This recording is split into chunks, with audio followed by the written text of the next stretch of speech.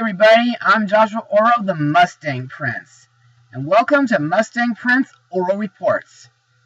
Now today, I'd like to talk about a movie that became the last animated film Walt Disney worked on before he died in 1966.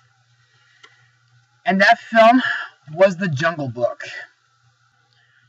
Based on a book by Rudyard Kipling, the movie is about Mowgli, an abandoned child raised by wolves, has his peaceful existence threatened by the evil tiger Shere Khan.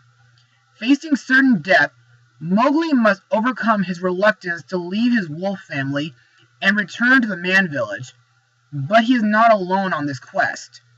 Aided by Bagheera the panther, and later by the carefree bear Baloo, he braves the jungle's many perils.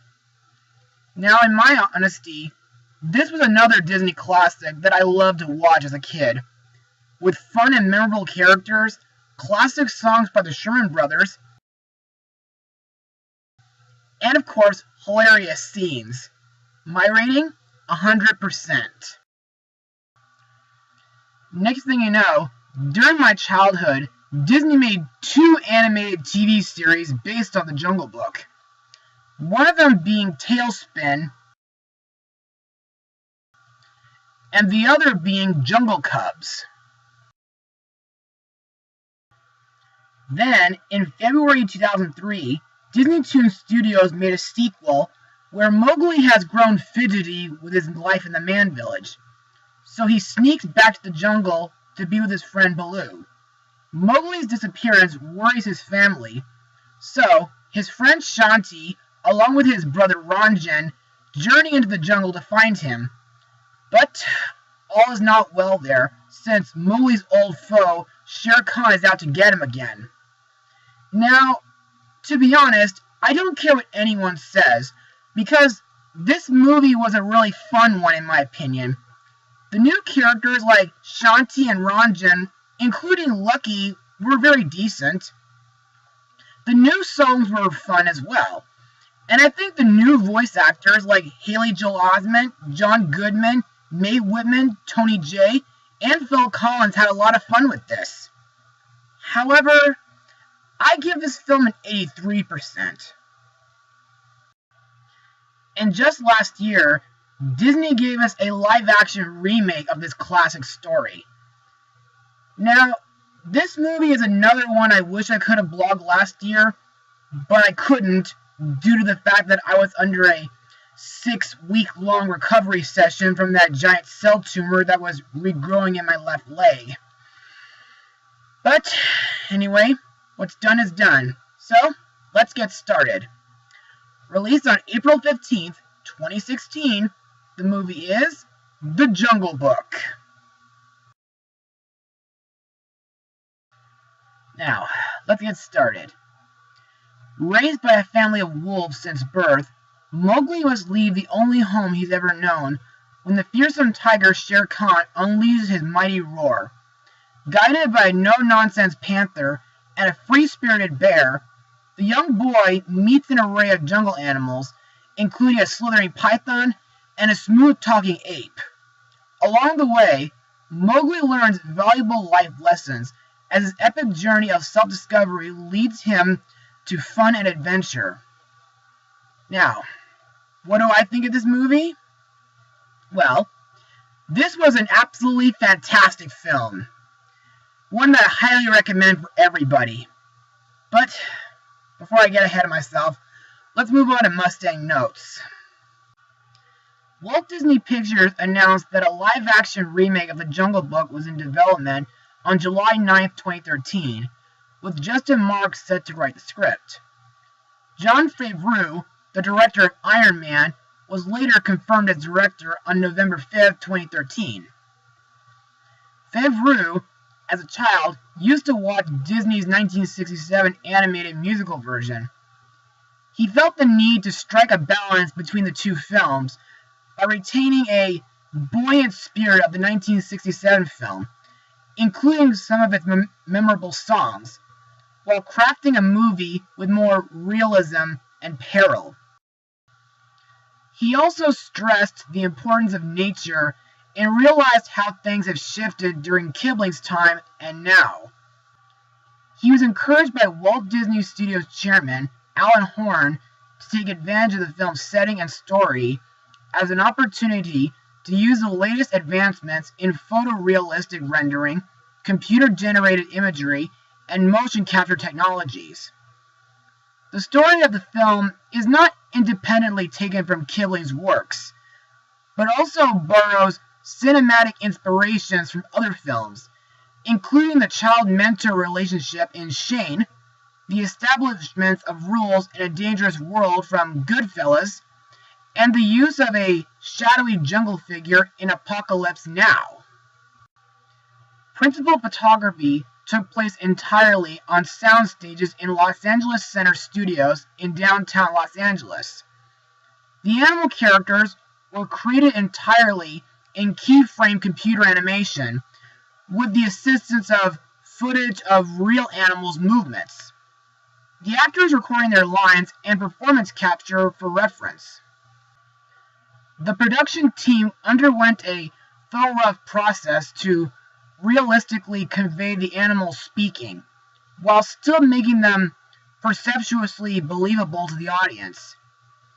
Favreau researched earlier films featuring anthropomorphic animals, including Walt Disney's animated features such as Snow White and the Seven Dwarfs and Bambi, as well as modern films such as Babe, and adopted certain techniques from those films into The Jungle Book. Nearly 70 separate species of animals native to India are featured in the movie, with several species being portrayed as 150% larger than their actual counterparts. Jim Henson's Creature Shop was brought in to provide animal puppet figures for Sethi to act against, although none appear in the finished film. Favreau utilized motion capture with certain actors, expressing a desire to avoid overusing the technology in order to prevent evoking an uncanny valley effect. Moving Picture Company and Weta Digital created the film's visual effects. MPC developed new software for animating muscular structure in the animals. Around 1,000 remote jungle locations in India were photographed and used as reference in post-production. Favreau expressed desire in wanting the film's 3D shots to imbue the abilities of multiplane camera system utilized in Disney's earlier animated films. At Favreau's behest, the idea was extended into the film's version of the Walt Disney Pictures opening production logo, which was recreated as a hand-painted cel-animated multiplane logo in homage to the animated films of that era, also incorporating the word presents in the same style as the 1967 film's opening credits. The film's ending also features the original physical book that opens the 1967 film. Director Jon Favreau and composer John Debney sought to recreate the Fantasound experience Walt Disney had in mind, when mixing the soundtrack in Dolby Atmos, as Favreau said. They were isolating instruments that they could, and in the sound mix that they created the Fantasound mix. If you see the film in Atmos, you will feel that there are instruments that move around the theater. A mention for Fantasound appears in the film's closing credits. Now, this isn't the only time Disney adapted The Jungle Book into live action. I mean, there was one version in 1994 where Mowgli looks a little older and its animal friends don't seem to talk. And then, 4 years later, there would be a direct-to-video film called The Jungle Book Mowgli's Story, which was a pretty fun adaptation with great characters and humorous songs. Now, in my opinion, the visuals in this movie are absolutely amazing. It almost looks like the actual Indian jungles. Plus, the animals that Mowgli interacts with look very realistic. No wonder this movie received an Oscar for Best Visuals. There are several scenes that I found very memorable, like when Mowgli is trying to escape from Shere Khan while running through a stampede of water buffaloes, which kind of reminds me of a scene from The Lion King. Oh, and speaking of which, Jon Favreau will be releasing a live-action remake of The Lion King in 2019. Plus, the ending battle is very intense, with Mowgli and his friends fighting Shere Khan while the jungle was burning. There are also a few animal characters from the original film that are either altered or deleted. For example, the elephants in this film don't talk. And of course, there's the vultures who resemble the beetles are deleted here, because they were not in the original story. Also, Mowgli's wolf father, Rama, is absent here too. Another thing that I like in this movie is the wolf law that is taken from the original book.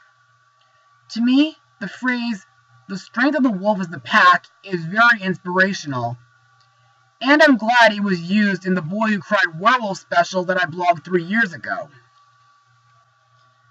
Now, in total, there are 3 songs in this movie.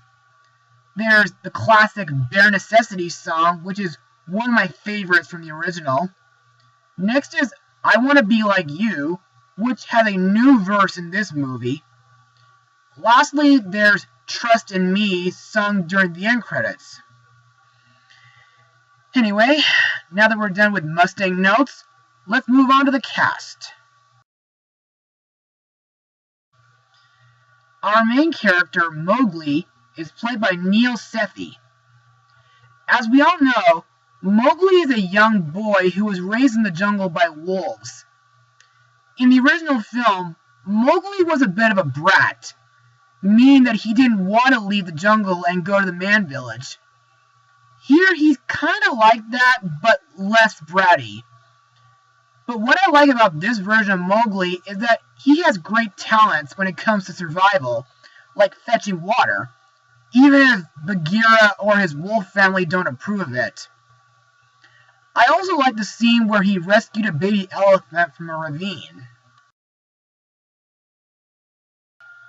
Next we have Bagheera, voiced by Ben Kingsley. Best known from Freddy as FR07 and the Box Trolls. Bagheera is a Black Panther who is Mowgli's mentor and protector. To me, Ben Kingsley does great at imitating Sebastian Cabot's voice. And he's also great when protecting Mowgli from Shere Khan and the Banderlogs. Next we come to my favorite character in the story, Baloo, voiced by Bill Murray, who has been in the original Ghostbusters, Little Shop of Horrors, Space Jam, Osmosis Jones, and of course, Garfield the movie. Baloo is a sloth bear who befriends Mowgli after he rescued him from Kaa. In return, Mowgli helps Baloo store honey in his cave to prepare for winter. In this version, Baloo walks on all fours more than he does on two, and he's somewhat wiser compared to his 1967 counterpart, although still laid back. Next, we come to the meanest, scariest tiger in the whole jungle, Shere Khan, voiced by Idris Elba, who has acted in Prom Night, Finding Dory, and Zootopia. Shere Khan is a fearsome, scar-faced tiger with a grudge against Mowgli.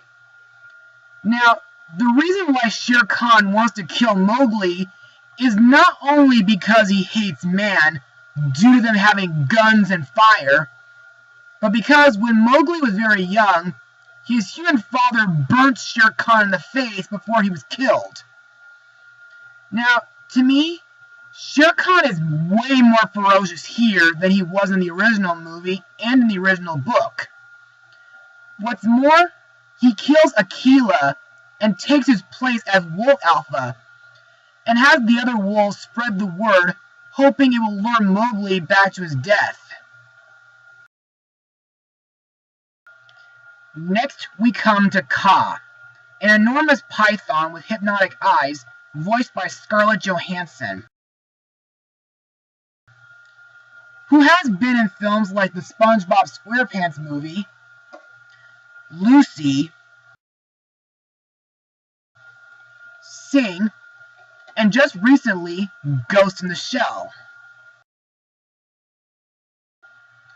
Now, Kaa doesn't have a big role here, unlike in the original, but anyway, in this film, when she meets Mowgli, she tells him about where he came from before he was adopted by the wolves, and tells him about fire, which is known by the animals as the red flower. Next up is King Louie, voiced by Christopher Walken, who got to be in Tim Burton's Sleepy Hollow, The Country Bears, and Hairspray. Now, Louie is a huge ape who rules the Banderlog. In this incarnation, Louie is more sinister and villainous, though he can be a bit suave, polite, and charming.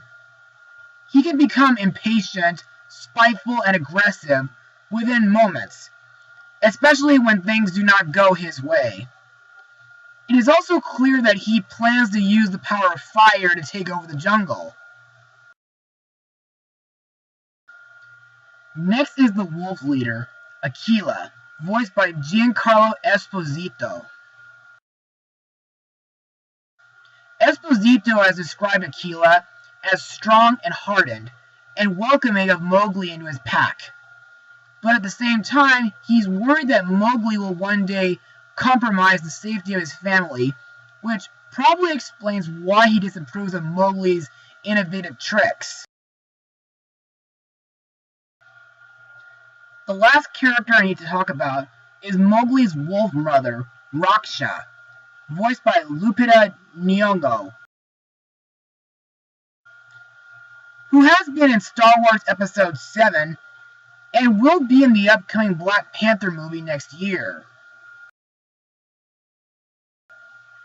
In this movie, Raksha is given more character development, since she barely did anything in the original. Plus, she's revealed to be a deeply caring and protective mother, raising Mowgli as her son, alongside her other wolf pups. Plus, the scene where Mowgli says goodbye to her reminds me of when my job coach Tara got to hug a wolf at the wolf sanctuary. And now, let's move on to my final words. Overall, The Jungle Book is an absolute wonder for the screen. The visuals are magnificent, the characters are memorable and great as they were in the original. The songs are nostalgic, plus most scenes bring back memories from the original. So, if you'd like to see a live-action Disney remake that does its original film justice, then look no further than this movie. And with that said, I am proud to award this movie with the highest rating of 100%. Well, that's it for today, everybody. Be sure to join me again this weekend, because I have something very special to blog for Mother's Day. Mustang Power!